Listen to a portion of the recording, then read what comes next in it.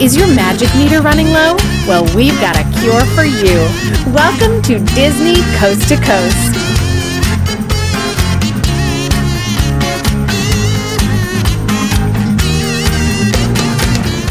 Hey folks, and welcome to Disney Coast to Coast, the ultimate unofficial Disney fan podcast. I'm Jeff DePauli, and in today's House of Mouse headlines, Christmas has arrived at Walt Disney World, and fuel rod users got some good news. That and so much more, so let's get to it. Hear the latest news from the Walt Disney Company in today's House of Mouse headlines. Last week, I reported news about the fact that fuel rods, the rechargeable battery exchange system, was going to begin adding additional fees at Walt Disney World and Disneyland Resort. Well, it seems that Disney and fuel rods have backpedaled a bit with this situation, as the exchange will still be free once you make the initial purchase. The reason for the change is because a class action lawsuit was filed against fuel rod's parent company, since all of their marketing said unlimited swaps free.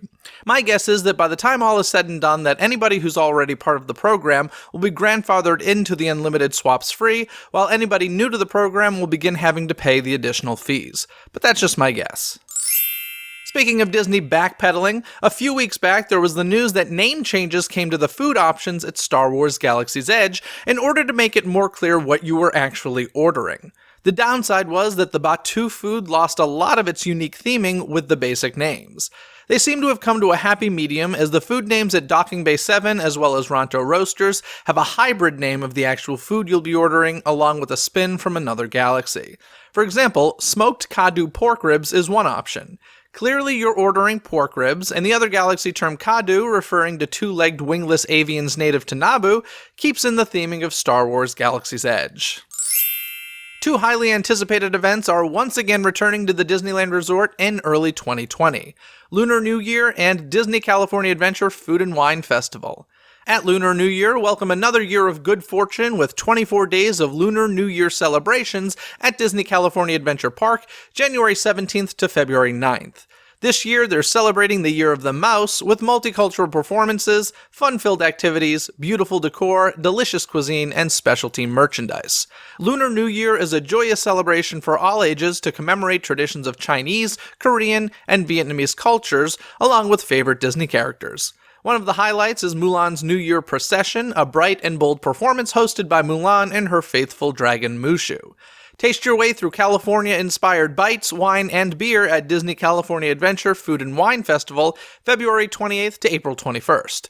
You'll also have the opportunity to enjoy live entertainment, culinary seminars, and demonstrations with a distinctly Disney twist perfectly crafted for foodies. The popular culinary festival will feature more than a dozen mouth-watering festival marketplaces featuring small plates, specialty wines, and craft beers. Kids can even join in on the fun with hands-on cooking experiences with Chef Goofy. Guests loved Disney Villains After Hours so much that next year it's coming back to Magic Kingdom Park with more nights and more wicked fun for all. In 2020, the event will take place on 24 select nights, February 7th through July 10th.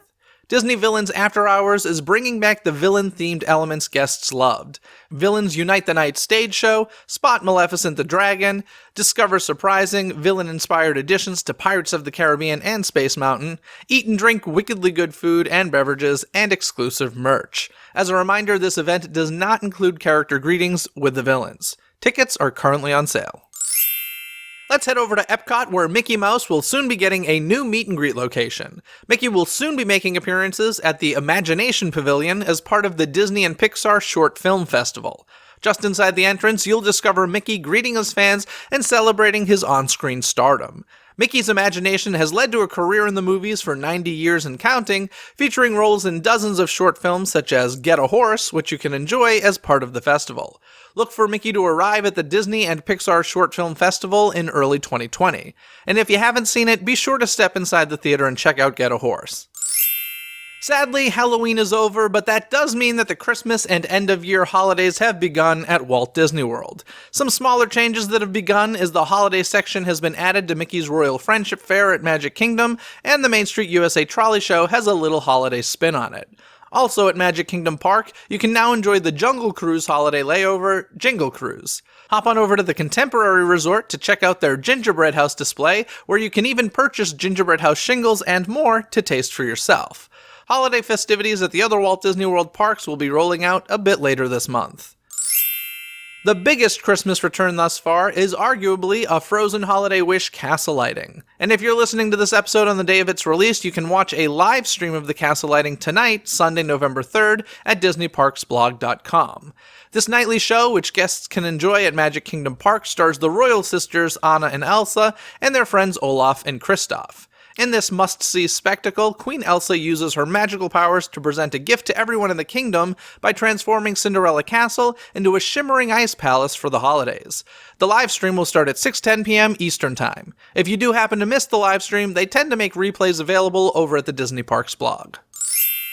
One of my favorite stories of all time is the Charles Dickens classic, A Christmas Carol. Apparently, Disney will be taking another swing at the classic. Of course, Disney has already done numerous versions of this tale, including Mickey's Christmas Carol, The Muppet Christmas Carol, and the Robert Zemeckis motion-captured animated film starring Jim Carrey. But this time, live-action Beauty and the Beast director Bill Condon will be telling the story from Jacob Marley's point of view, who is Scrooge's deceased partner and the first ghost we meet in the story. It sounds like the film will be a musical, as Stephen Schwartz is connected to write the music. Disney fans know Schwartz's work as the lyricist for Pocahontas and The Hunchback of Notre Dame. He's also responsible for the music in the Broadway mega-hit Wicked. There's already a book that exists called Marley's Ghost, but it sounds like this version will be an original script from Bill Condon. Sticking with the holiday news, Freeform has announced their lineup for the 25 Days of Christmas beginning on December 1st. This year's festive holiday programming includes the premiere of the Freeform original feature, Ghosting, the Spirit of Christmas, and Good Trouble will also air a 2-hour holiday episode featuring the full cast of The Fosters. For the first time ever on cable television, Freeform will debut the timeless Christmas classics of Rankin Bass with Frosty the Snowman and Rudolph the Red-Nosed Reindeer. Freeform will offer non-stop Christmas cheer that will keep viewers reaching for the cocoa with a full slate of holiday hits like Home Alone, I'll Be Home for Christmas, The Santa Claus, Dr. Seuss's How the Grinch Stole Christmas, The Holiday, and more. And of course, since The Simpsons are now part of the Disney family, Freeform will be airing a Simpsons Holiday-a-thon. This next bit of news is something that I felt I covered appropriately when discussing the Disney Plus news that came from the D23 Expo, but this one is especially for longtime listener Whit Laxon, who feels I didn't do the return of Lizzie McGuire justice. Since the Expo, it has been announced that Lizzie McGuire original cast members Hallie Todd, Robert Carradine, and Jake Thomas are set to reprise their roles as Joe, Sam, and Matt McGuire on the Disney Plus return of the series. I hope that was good enough for the Hilary Duff-loving Whit. This boy loves Hilary Duff the way I love Rick Moranis. As a reminder, this upcoming Tuesday, November 5th, 2019, The Little Mermaid Live will be airing on ABC. If you visit Voyage of the Little Mermaid at Disney's Hollywood Studios or Under the Sea, Journey of the Little Mermaid at Magic Kingdom on Monday, you can get a free button promoting the live TV event while supplies last. I haven't heard any official word about The Little Mermaid Ariel's Undersea Adventure at Disney California Adventure Park, but I wouldn't be surprised if they're handing them out there as well.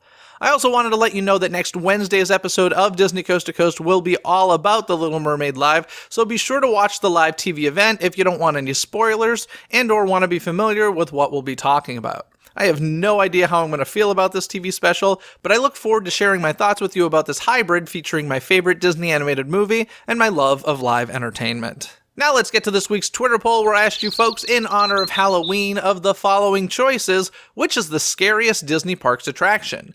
Your options were The Haunted Mansion, Pixar Pal-Around, Snow White's Scary Adventure, or Dinosaur.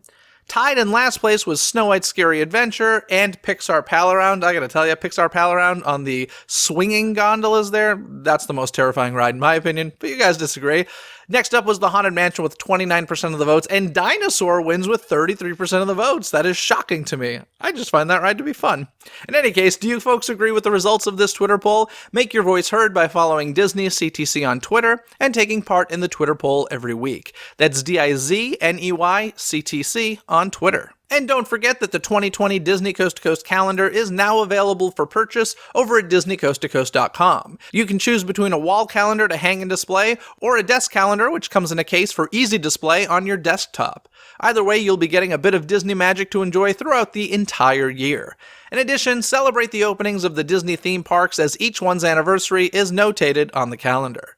Head over to DisneyCoastToCoast.com and order yours now. It's never too early to start planning for the new year.